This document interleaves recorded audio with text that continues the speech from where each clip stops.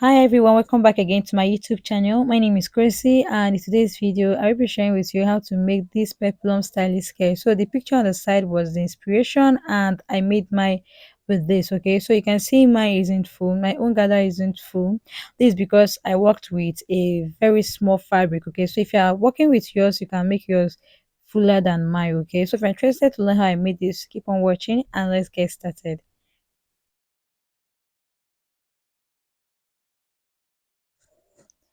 So guys, the next thing you want to do now is to fold your fabric into two. Okay, after folding, I will also place another one. So I want to cut them together. Okay, so the one at the top will serve as the front piece, while the one underneath will serve as the back piece. Okay, so right now I will remove 2 inches from my waistband, then I'll mark the length from my waist to my knee. Okay, so from my waist to my knee is 17 inches, but I added extra 1 inch to make it 18 inches, and this is the zipper allowance of 1 inch. Okay, so I placed my tape again from the waistline. I came down by 8 inches. This will serve as the hip line. So on the waistline, you're going to divide your waist circumference by 4, mark it, then I added 2 inches extra for the seam allowance. Okay, so on the hip, I will divide my hip circumference by 4 and I'll mark it and add extra 2 inches for the same allowance. Okay, so from the waist I'll connect to the hip. After connecting, I'll place my tape to know what I have there, to know the number I have there in total, and I have 11 inches. So on the hem part, that is the nail, I'll just mark 10 inches. I subtracted just 1 inch to mark my 10 inches. Okay, so after that, you can see I've gone ahead to connect. After that, on the waistline, I will mark half of my nipple to nipple. Okay, my nipple to nipple is 7 inches divided by 2 is 3.5. I'll mark it because I want to get my dart. Okay, so I'll mark 3.5 and I added extra half inch to make it 4 inch. Okay, so you can add 1 inch then notch the both side, or you can add half an inch to the both side and mark. Okay, then for the dart length, I'll come down by 6 inches, then I'll connect it. Okay, then I'll connect the half inch at both sides. You can see how I did that. So after that, I'll go ahead and cut it out. All right, so after cutting, I'll also notch the dart both side. All right, so notch the dart. After notching your dart, you can slash the zip allowance size just like this. After slashing the zip allowance side, I'll also notch the zip allowance as well. So after I was done doing this, you can see. So right now I have my waistband. I already gone ahead to cut out this waistband, and I have this two-piece here. This two-piece is for the back, okay? And for the wideness, I have 4.5 inches. So when I fold it, I'll use half inch to join. Then I'll have 2 inches left. So for the length, I just cut out enough length that will be very enough for my waist. Okay. So after sewing, I'll just cut off the remaining excess. So I have this long piece. This is for the front. Okay. So all of them are 4.5 inches wideness. Okay. So now I'll just go ahead and start sewing. So I want to start sewing now. The first thing I will do is to head over to my sewing machine and I'll make my dart.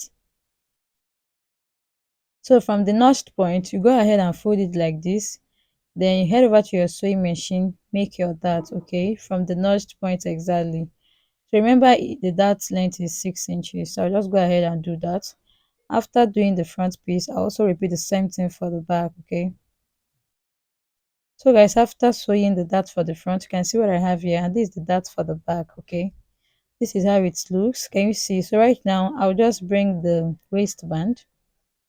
Then this is the long piece for the waistband for the front. Okay, so I'll just fold it into two like this, then I'll place it, then go ahead and make a straight stitch. After that, I'll cut off the remaining excess, then I'll do the same thing for the back as well. After joining the band, you can see what I have here for the front, and this is the back as well. You can see, so I'll just go ahead and place them the right side facing each other. And for the back, I will just go ahead and fix my zip. The next thing to do is to fix your zipper for the back piece. Okay, so you go ahead and hold them like this, make them together like this, then come down by 8 inches from your waist. You come down by 8 inches, then you go ahead and sew the rest. Then you're going to be fixing your zipper at this space. Can you see? This is my zipper working with black zip. So after fixing my zip, you can see what I have here. Can you see? and I also sew the rest. Can you see?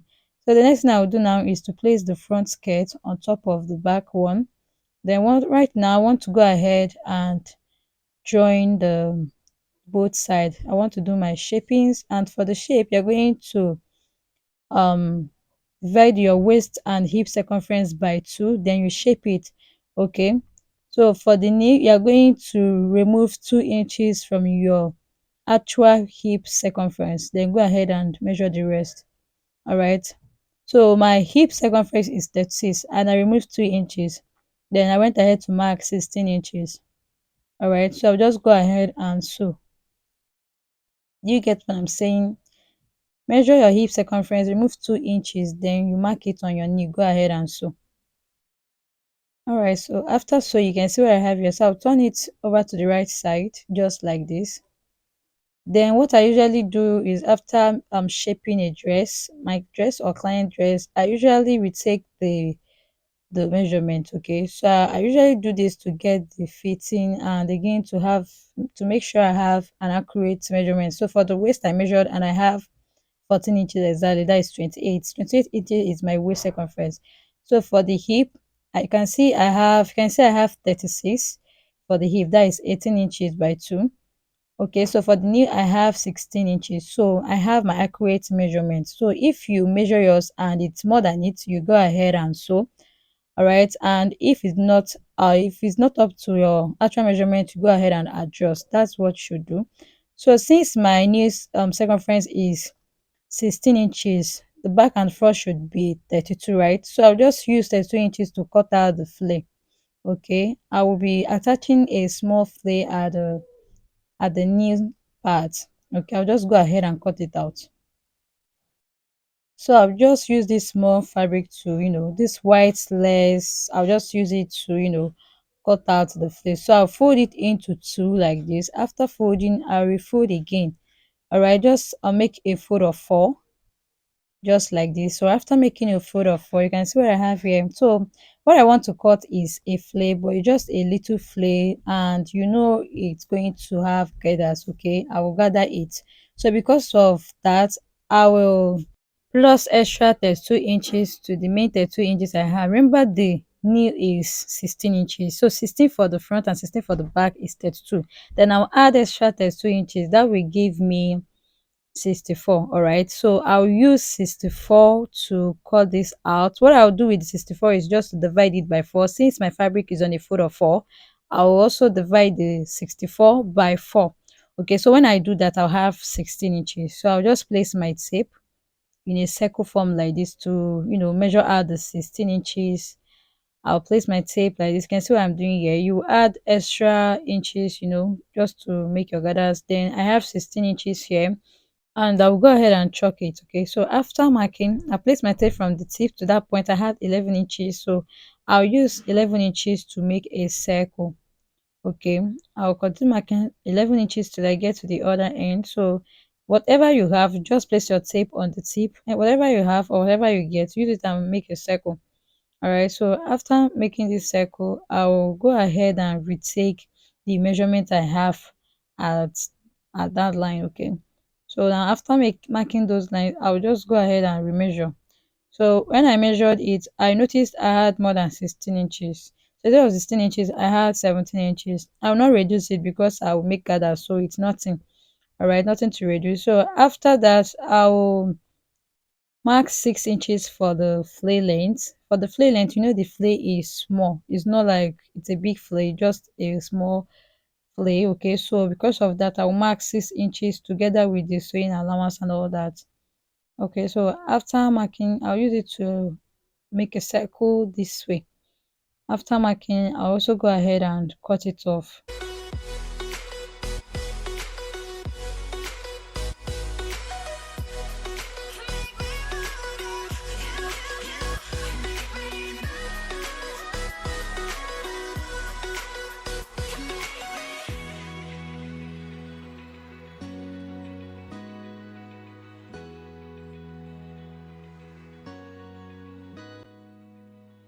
So guys, after cutting, you can see what I have here. So I'll also go ahead and cut out the lining. Okay, So for the lining, I want to use a white lining for this. So I'll be using this lining and it's very small, but I'll be making join. All right, I'll just make joints to give me a very long piece. So right now I'll just spread it like this, then I'll place the flame on it, then go ahead and cut it out. Okay, so I'll just go ahead and cut it out like this. After cutting, I'll join other piece together as another white lining together to give me a very long piece. Okay.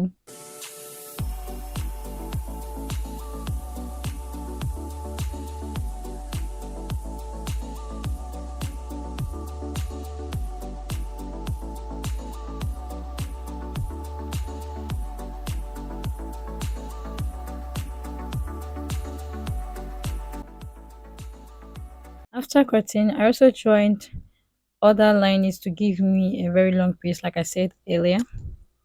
Okay, so this is the flay. I'll go ahead and slash one side like this. So I will have a very long piece. Okay, so when you place it like this, I'll just look for the back and front of this fabric. You know, this is very confusing. I really don't know the back and front, but I better got it right. So you are going to place it like this. Okay, so and again, I noticed the net I'm working with, the white net is transparent, okay? So, and I want to attach my crinoline to it, and I'm working with a black crinoline. So, if I sew like that, it's going to show very well. So, because of that, I had to cut out a very long piece with the same fabric. This is very long, and I have 4.5 inches wideness. All right. So, this is the crinoline I'm working with. For the wideness of this crinoline, I have 2 inches, and for the fabric I have 4.5 because it's going to be on a fold. So what I'll do is just to place the crinoline inside it, then I'll head over to my sewing machine, then fold in quarter of an inch inside like this, then go ahead and run a top stitch.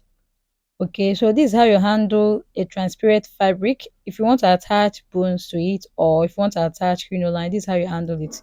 You go ahead and sew inside. Okay, so after sewing, you can see what I have here. At least it's not too obvious now. Hope you can see. So this is it, guys. Can you see? All right. And this is the excess. I have excess here, and I'll cut it off later. Okay, so right now what I'll do now is to bring the flare and the lining.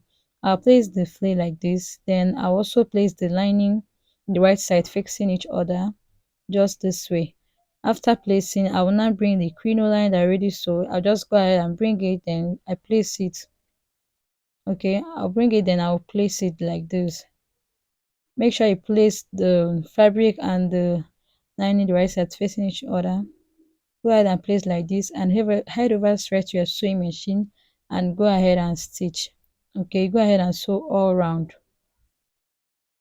just like this. So guys, after sewing, you can see what I have here. So if you are placing your crinoline, do not place exactly from the other edge.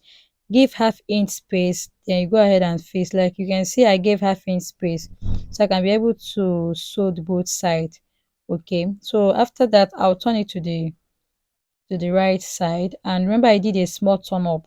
All right, because I will be trimming off an excess lining at the top later.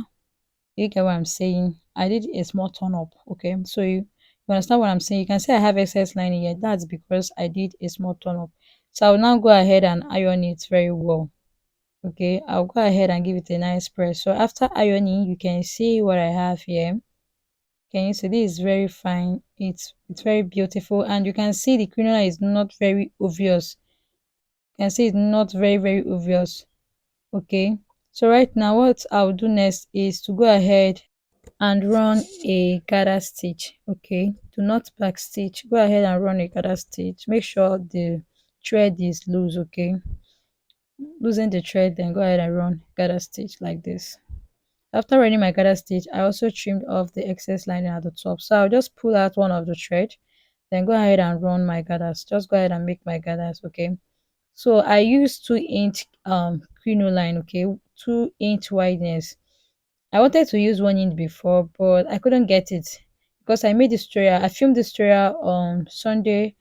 That's why I use this 2-inch. So if you're making yours, you can use 1 inch. And if you like the outcome of mine, you can also decide to use 2 inch. Okay, whichever that works for you, you go ahead and use. So after gathering, you can see what I have here.